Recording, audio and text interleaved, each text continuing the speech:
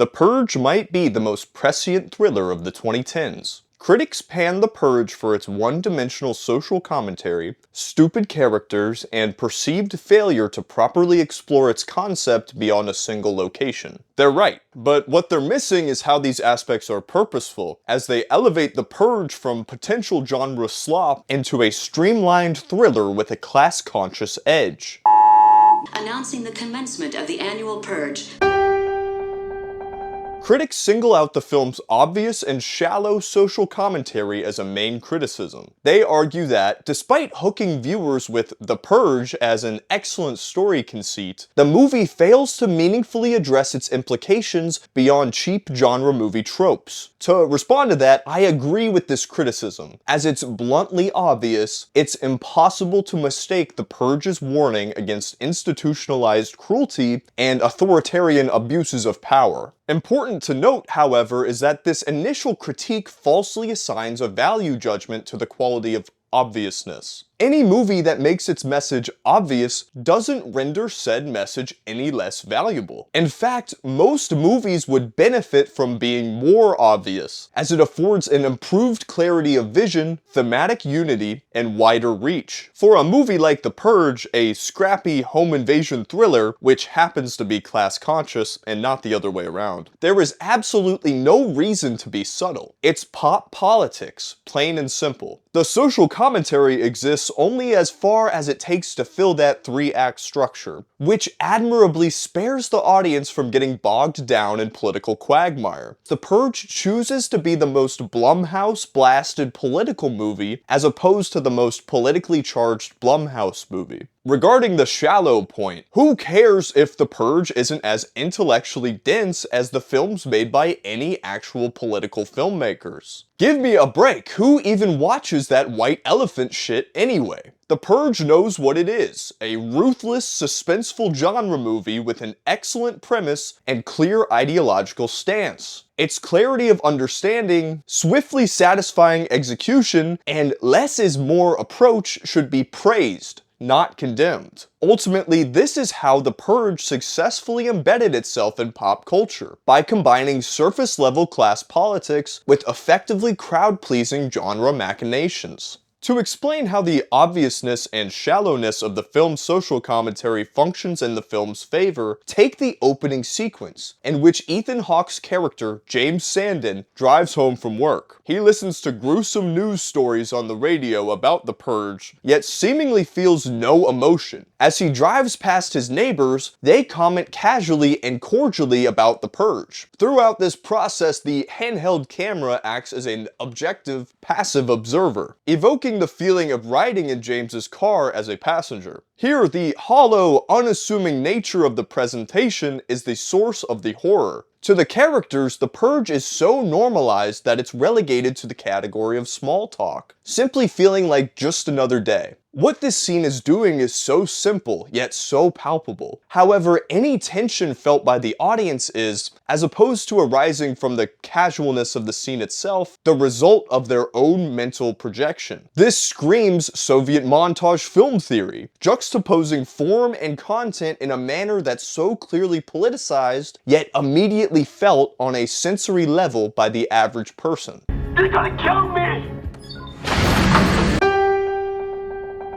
Critics cite the film's stupid characters, spouting stupid dialogue while making stupid decisions as a main criticism. To respond to that, I agree with this criticism. The characters are stupid. This isn't due to bad writing though, as they're intentionally written to be realistically stupid. So getting angry at the film for this and desiring to separate its narrative from its social commentary does it a disservice. From the movie's point of view, the Sandin family are no heroes. Rather, they serve as representations of the exceptionally unexceptional baseline of the upper class. Put simply, the movie is making fun of the Sandin family, not just for their stupidity, but for their mediocrity as well. To explain why the film is bullying the Sandin family, it's useful to cite an additional relevant complaint for The Purge, namely, why didn't they just go on vacation? This inexplicable complaint denotes a fundamental misunderstanding of the movie's presumably obvious and shallow social commentary. To whoever these people are who were parroting that complaint, have you forgotten that the Sandin family has money? They must have, at some point, for the love of God, thought about leaving the country during the Purge. There's evidence pointing towards this in the movie itself, as it makes a point to clearly show James shopping for yachts. By including this allusion to traveling, the movie urges the viewer to interrogate why exactly the Sandin family is staying home. Now, the Sandin family is stupid, but they're not so stupid that they're ignorant to international travel. Instead, their decision to stay stems from a different, uniquely American form of stupidity. For all intents and purposes, the Sandin family stays for the Purge because they want to stay. As their virtue signaling flowers indicate, they support the Purge. Fleeing the country would result in social shame, as it would serve as a tacit admission of their lack of faith in the country as an institution. The Sandin family is forced to pick one. They can't display the blue flowers for their neighbors and flee the country. Thus, they base their decision to stay out of their arrogance, desperate need for conformity, and the opportunity to pat themselves and their neighbors on the back. More than anything though, the ignorance with which the Sandin family, except for the son, treat the outside world is why the movie sees fit to bully them. It perfectly aligns with the film's ideological core, as the Sandin family are complete narcissists. They cynically refuse to care about anything beyond their own social class, neighborhood, and home.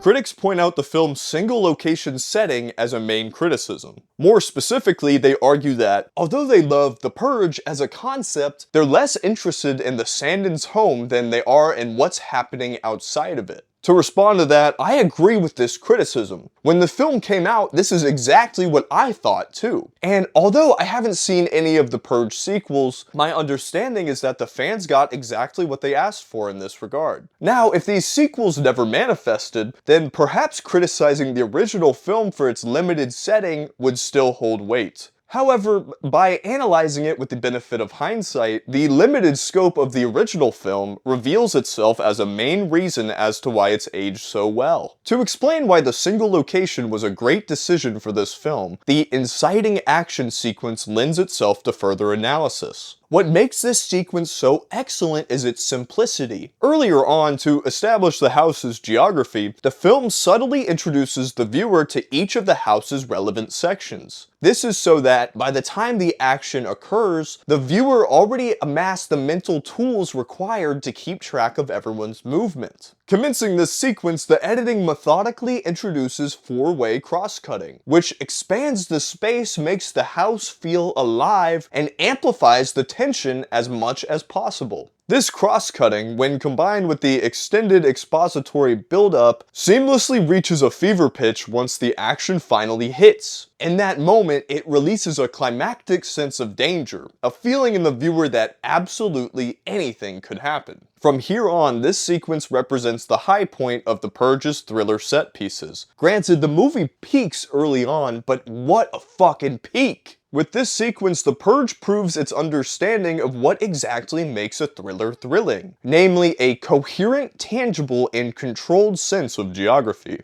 This invites the viewer into the location as an active participant. Although this isn't always the case, it's common for larger scale films, the Purge sequels perhaps, to lose that crucial sense of geography. So, although critics may consider the decision to write the film entirely in the house to be an uninspired cop-out, in reality it serves to streamline the action, clarify the visual storytelling, and ground the fantastical concept in a setting that feels somewhat familiar to everyone. Additionally, by withholding the outside world of The Purge from the audience, it forces viewers to use their imaginations, which always results in far scarier experiences than anything in the movie could have shown them. By committing to such an all-American location for this all-American concept, the movie hits viewers remarkably close to home.